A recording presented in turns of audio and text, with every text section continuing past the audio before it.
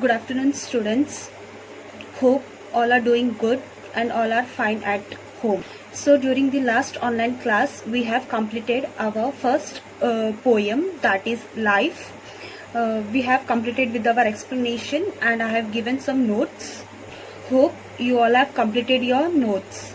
Very first day of your school, when you are going to come back to the school, I am going to check your books.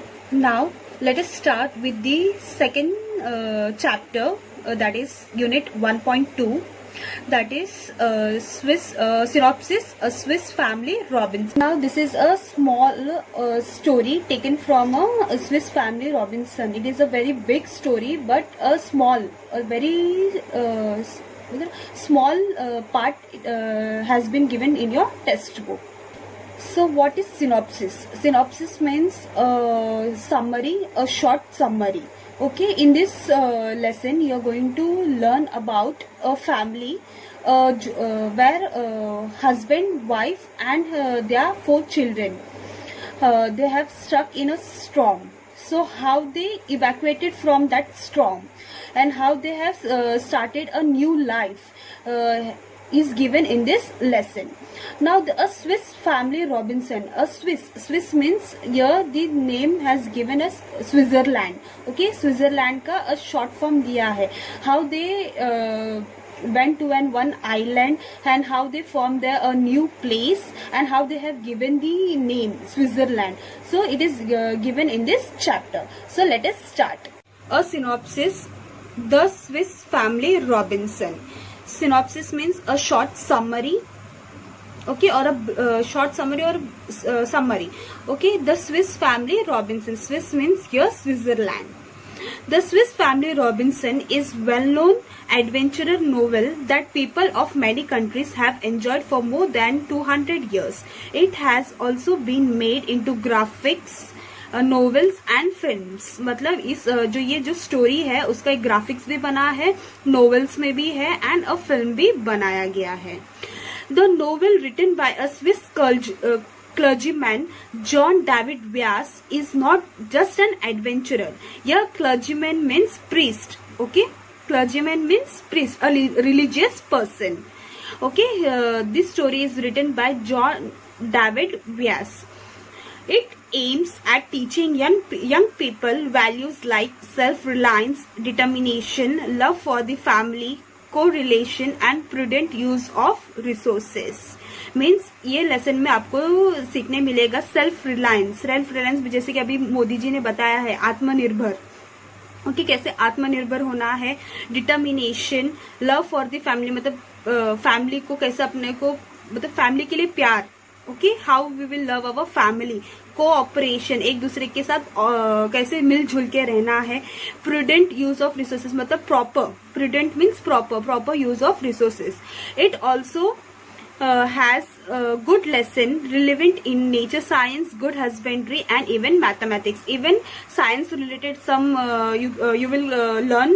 Good husbandry means farming and all, how it is been done, and mathematics, मतलब कुछ ऐसे mathematics के भी इसमें logics है जो आपको सीखने मिलेंगे. Now moving on. Some element of the novel do stretch reality to a certain extent, but we must consider that it is a work of fiction and not a fact file. Given below is a synopsis, an outline of a basic story. मतलब एक story का छोटा सा part है ये. William, Elizabeth and their children have been traveling in a ship when the ship was caught in a great storm. So here William and Elizabeth, William father का नाम है and Elizabeth is the name of a mother. और उसके बच्चे कहाँ गए थे, ship में जब ट्रैवल कर रहे थे तो they met with a storm. The other passenger evacuated without them. William and his family, including the young children, Fritz, Ernest, Jack and Franz, ये उनके 4 बच्चों के नाम हैं. were left to survive alone. Evacuated मतलब left the ship to save themselves. यहाँ पे भी देखो आपको मीनिंग दिया गया है, मतलब उन लोग को वहीं पे अकेले छोड़ दिए. मतलब विलियम और एलिजाबेथ और उनके 4 बच्चों को उसी शिप में छोड़ दिया और बाकी के सब क्या चले निकल गए वहां से. They weathered the great storm waiting in the ship's hold. The ship survived the night and the family found themselves within the sight of a tropical desert island. The next morning they decided to get in the island they could see beyond the reef. With much effort, they constructed a vessel out of a tube. After they filled the tube with the food and ammunition and all other articles of value, they could safely carry the rope towards the island. Two dogs from the ship named Truck and Juno swam beside them. The ship's cargo of livestock, gun and powder, carpentry tools, books and disassembled peanuts and provisions have also survived. So in this paragraph ये बताया गया है कि William Elizabeth अपने 4 बच्चों के साथ ship में ट्रैवल कर रही थी. तो ट्रैवल करते time they met with an storm. So other people they evacuated, उनको वहीं पे छोड़ दिए विलियम एलिजाबेथ और उनके 4 बच्चों को. The ship survive the night and family found themselves within the sight of a tropical desert island.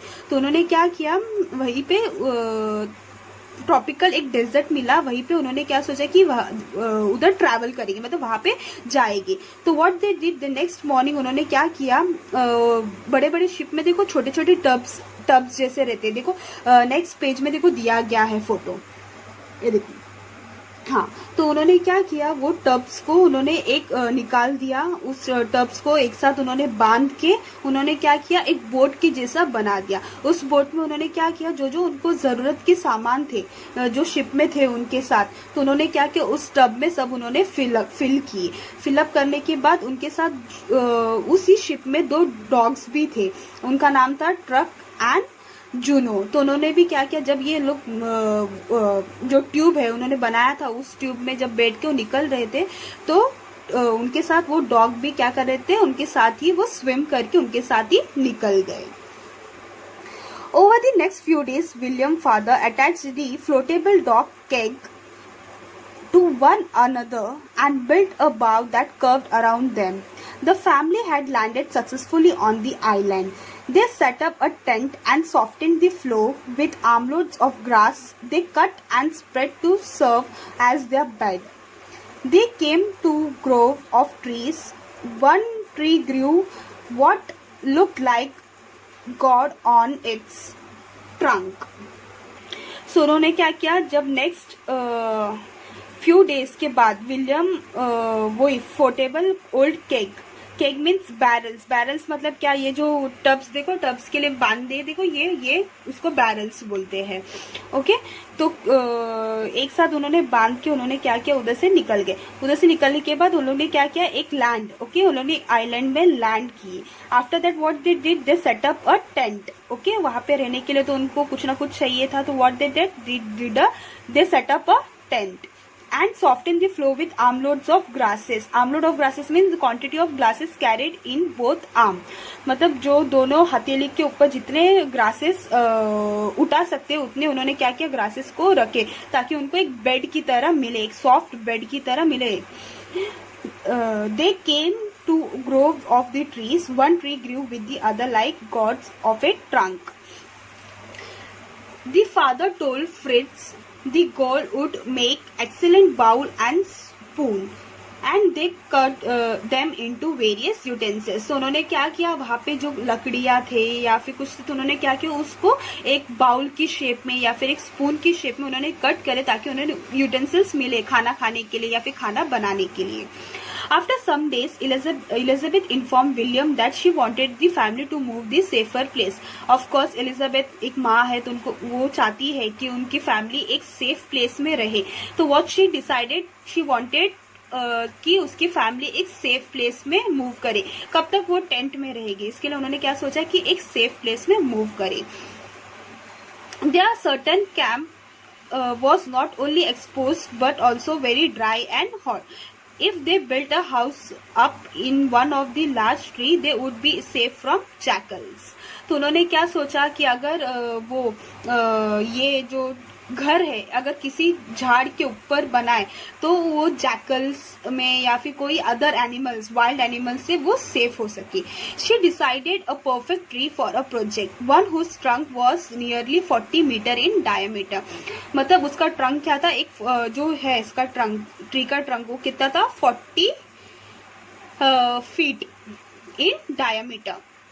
The branches were very long and extended straight out from the trunk, making them a perfect platform for the structure. Later, when determining the height of the lowest branch, the father taught the boys geometry. तो यहाँ पे जो William है उसने अपने बच्चों को क्या सिखाया, ज्योमेट्री सिखाया. कैसे, देखो, डायमीटर प्लस हाइट, ये सब क्या ज्योमेट्री में यूज होता है. तो इसके थ्रू उन्होंने क्या अपने बच्चों को ज्योमेट्री भी सिखाया. And how to use triangles to measure the big object. He measured a defined distance from the trunk that he calculated angles using several measured rods, determining that the lowest branch was 30 feet off the ground. तो उन्होंने ऐसे ही बच्चों को सिखाया कि trees में कैसे house बनाया जा सके. उन्होंने क्या डिसाइड किया, जो उसका ट्रंक है उसका क्या कितना है, 40 फीट, और नीचे से वो कितना हाइट पे है, 30 फीट के हाइट पे है, ताकि कोई भी वाइल्ड एनिमल उनको कोई हार्म ना कर सके. The men noted a rope at certain intervals and attached pieces of bamboo in each knot. तो अभी ये क्या किया उसने, अभी ट्रीज लंबा है, राइट, 40 फीट अपने ग्राउंड से ऊपर है. तो उन्होंने क्या किया, उसके फादर ने एक स्टेप बनाया, फिर सीढ़ी बनाया, ओके, स्टारकेस बनाया. कैसे, दोनों साइड में रोप टाई करके और छोटे छोटे पीसेस ऑफ बाम्बू को लगा के, ताकि वो ऊपर चढ़ सके. Ladder, thus they created a ladder. तो ये लैडर ऊपर चढ़ने के लिए उन्होंने बनाया. Father returned to the beach and collected driftwood. Driftwood यानी pieces of wood which are floating on the sea. मतलब जो पानी में जो फ्लोट होता है ना, वुड जो पानी में नहीं डूबता है, वुड, ओके, उसने वो वुड लाया. Thinking it would be a perfect to build a sledge यानी vehicles which slide on runner rather than vehicles. Later they used it to transport material. तो उन्होंने क्या किया, अभी उधर वही वो उसी आइलैंड में रहने वाले थे, तो डिसाइडेड कि उधर ना कुछ तो ट्रांसपोर्टेशन के लिए या फिर कुछ ना कुछ तो काम करना ही होगा.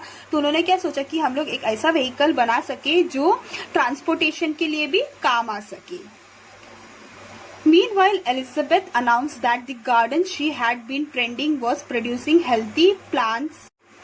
एलिजाबेथ ने अपने गार्डन में, मतलब ट्री हाउस के आसपास उसने एक गार्डन जैसा बनाया. उसमें उसने क्या क्या ग्रो किया, कुकुम्बर, मेलन, कॉर्न, पम्पकिन जैसे अलग अलग टाइप के वेजिटेबल्स उसने वहां पे ग्रो किए. The next day only the father and friends travel to the wood exploring and finding such exotic plants as one with a waxy fruit from which candles would be made. Fritz discovered a tree excluding a rubbery snap from which the father claimed that they could make boot. तो उसने क्या सोचा, वैक्सी fruit से उसने क्या सोचा, candles बनाने के लिए, प्लस रबर का जो प्लांट होता है उससे उसने क्या सोचा कि कुछ बूट्स बनाया जाए.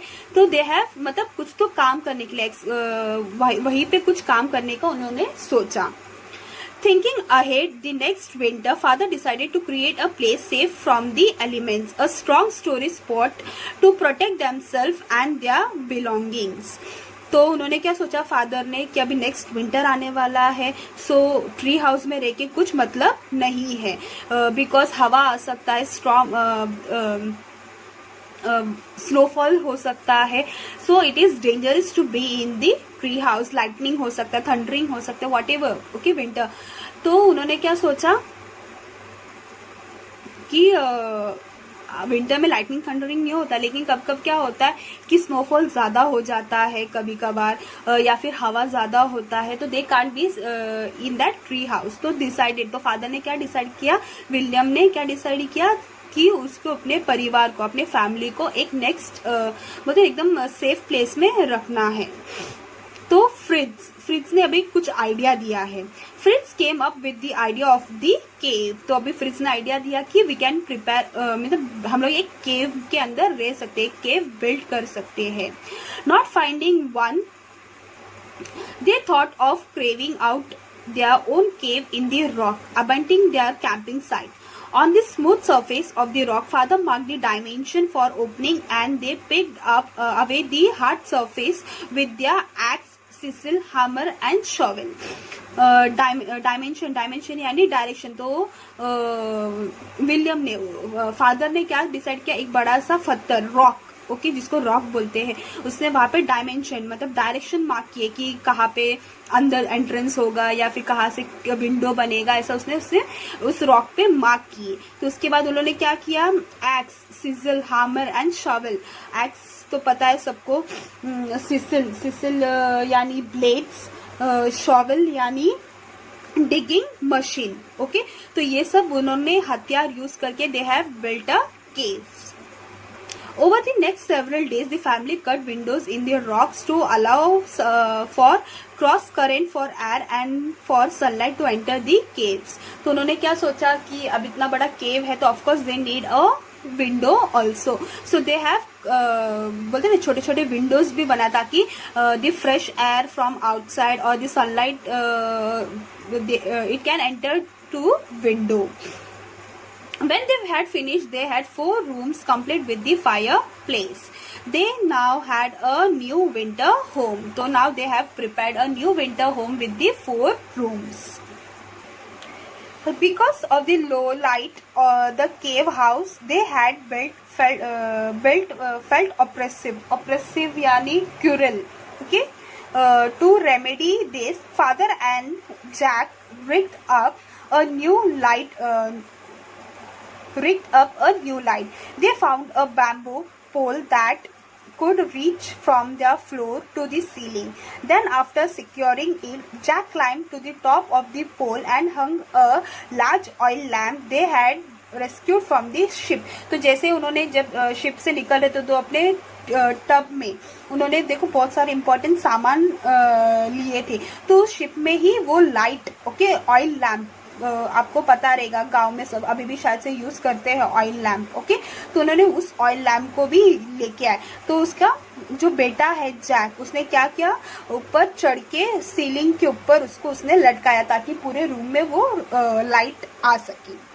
One day they found that one of the family's hut had been completely destroyed and the cultivated field around it has been trampled and ruined. There were huge footmarks everywhere. Father saw massive damages to the tree as well as many huge footprints which be identified as belonging to an elephant herd. तो उन्होंने देखा कि कुछ huts, okay, जो झोपड़ा बाजू में जो दूर एक झोपड़ा शायद से था, तो उन्होंने देखा कि उसको पूरा डिस्ट्रॉयड यानी मतलब खराब कर दिया, फिर बोलते हैं पूरा तहस नहस कर दिया है. ओके, जो कल्टीवेटेड फील्ड्स थे, मतलब जो जहाँ पे खेती किए थे, तो वो फील्ड को भी क्या किया गया था, पूरा डिस्ट्रॉय कर चुके थे.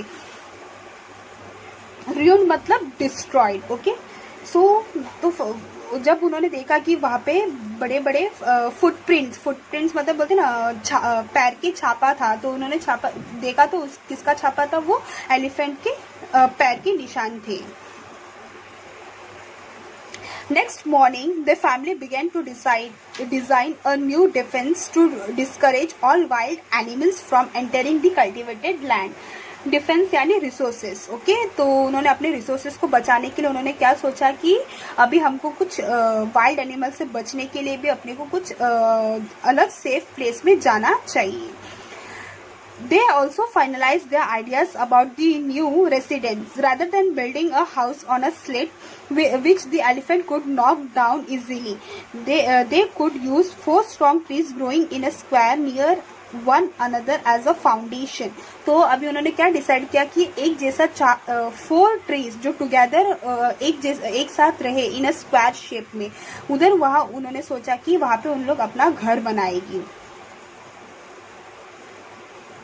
Rather than building a house on a slate which the elephant could knock down easily, they could use 4 strong trees growing in a square near one another as a foundation. मतलब नीचे base, foundation यानी base. Okay, तो उन्होंने सोचा कि 4 झाड़, okay, trees, जो 4 trees एक साथ हो सके ताकि वो ये ऐसा अपना घर ट्रीज के ऊपर अच्छे से स्ट्रॉन्ग ट्री मतलब घर बना सके. The trees were of equal size approximately 12 feet apart. Thus they decided another safe home. तो अभी उन्होंने क्या सोचा, वो एक अपना अलग सा एक सुरक्षित घर बनाने के लिए, विच वॉज अप्रोक्सीमेटली, मतलब अप्रोक्सीमेटली अंदाज से 12 feet ऊंचाई पे था. 10 years passed and the young boys were now young men. And their parents were very proud.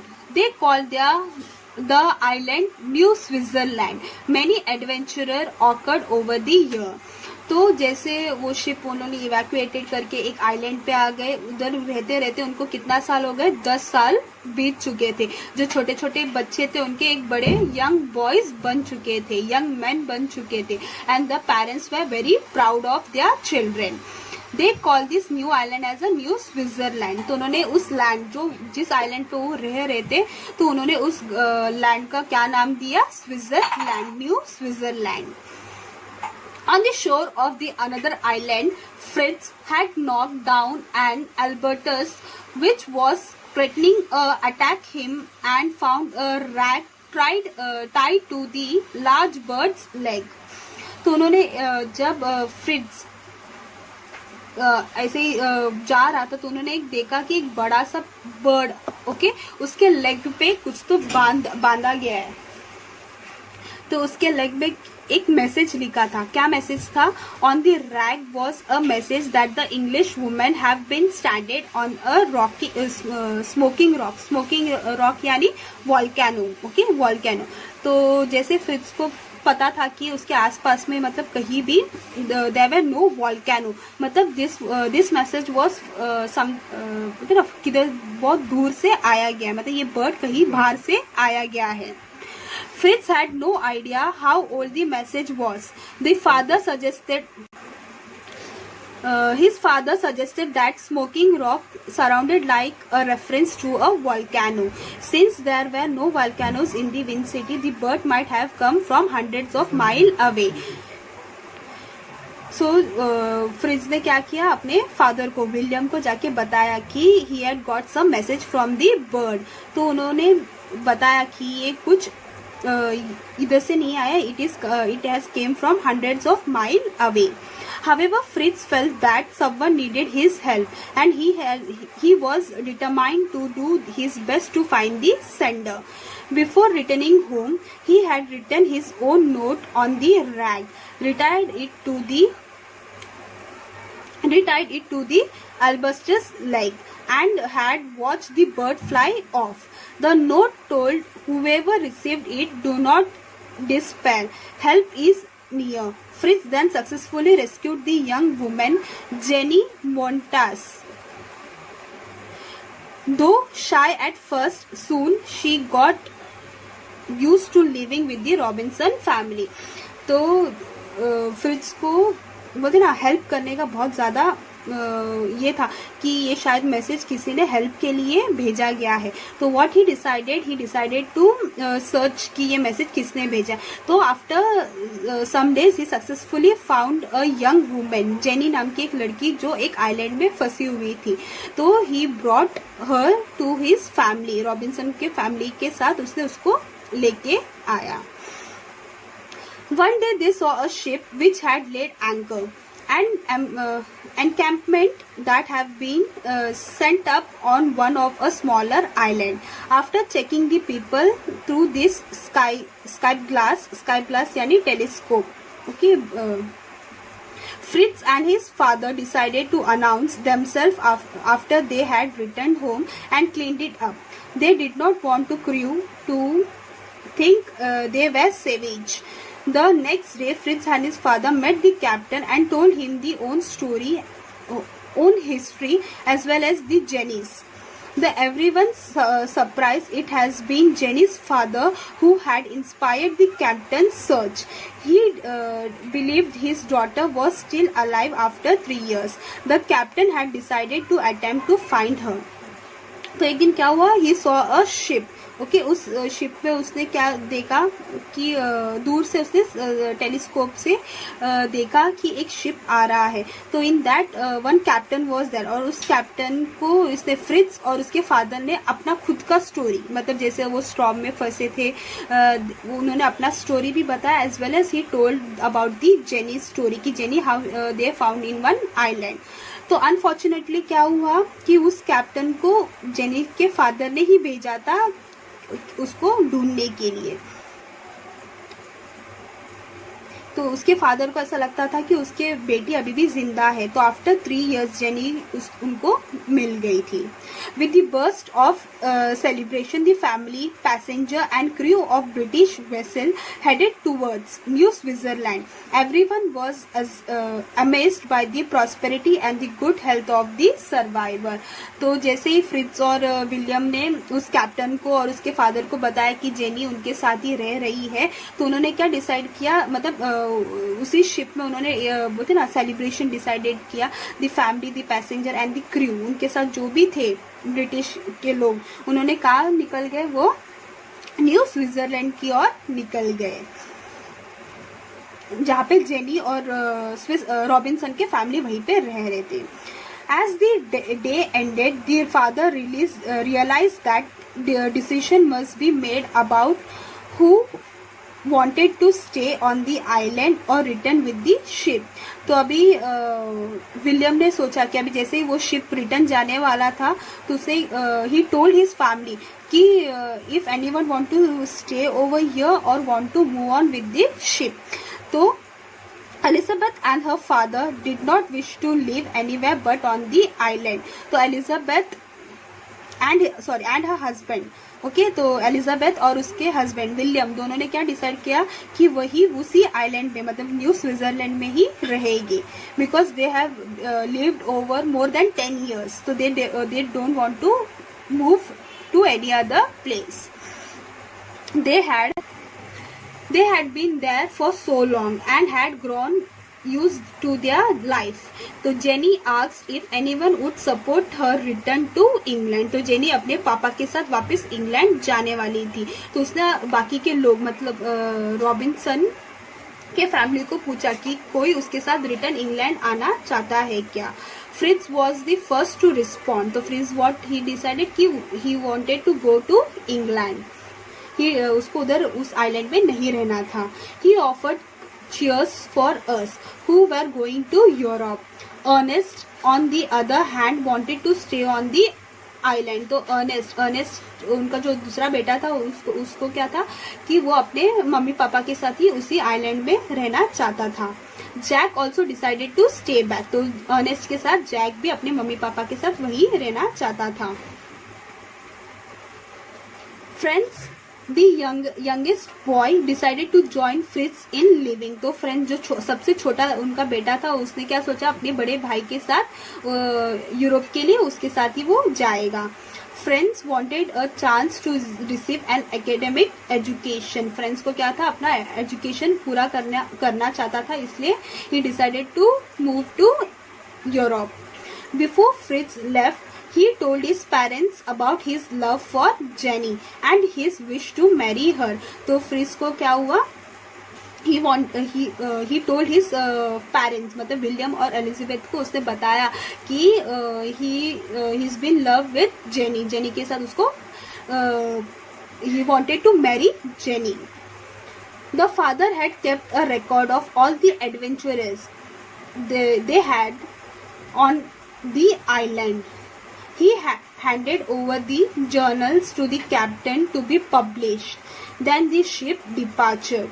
तो फादर विलियम ने क्या किया था, जो भी उनके एडवेंचर है, जैसे कि वो शिप वहाँ पे फंसना, वहाँ से इवैक्यूएटेड करना, उसके बाद again they made different types of houses, tent houses, tree houses, square tree houses, cave.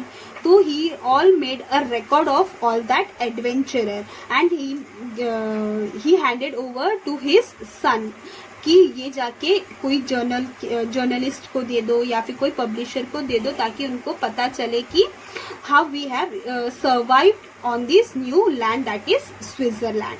And after all this the ship departure, मतलब शिप वहां से निकल गया. किस किस के साथ? जेनी और फ्रिट्ज और उनका छोटा बेटा फ्रांस और जेनी के father and the captain, all they move to Europe. So this was the small chapter of Swiss Robinson. Okay, एक छोटा सा आइलैंड को उन्होंने कैसे एक न्यू स्विट्जरलैंड नाम दिया गया है. Hope you have understood this chapter. If any doubt you can ask मी. और अगर किसी किसी वर्ड का मीनिंग नहीं पता चला you can ask me. I am going to give you the meanings. जो टेक्स्ट बुक में मीनिंग्स है वो तो आपको लिखना ही है नोटबुक पे, plus extra meaning whatever I will be giving that also you have to write it down in your notebook. So students, I hope you have understood this chapter. In this chapter you have learned the love for the family, self-reliance, determination, proper use of resources, okay, and plus you have learned about the animal husbandry, geometry and natural science. So hope you have understood it properly. If you have any doubt, so please just ask to me. Students, plus I am going to give you all the notes. So first of all you have to write down the meanings which is given in your textbook. So whatever meanings you have in your textbook you have to write it first, then I will give you the meanings, extra meanings, okay. You have to write that. Plus after that you have to continue with the notes according to the passages. आपको पता है कि 8th standard में how you maintain passage wise, okay. So you have to continue writing the passages, okay. If you have any doubt so please you can message me. So yeah, done with this chapter. Next online class we will study something we will do with composition. So maintain 200 pages book. 200 pages book में half part, first part will be for your composition and the second part will be for your grammar, okay. So yeah, be safe, be at home, okay. Thank you.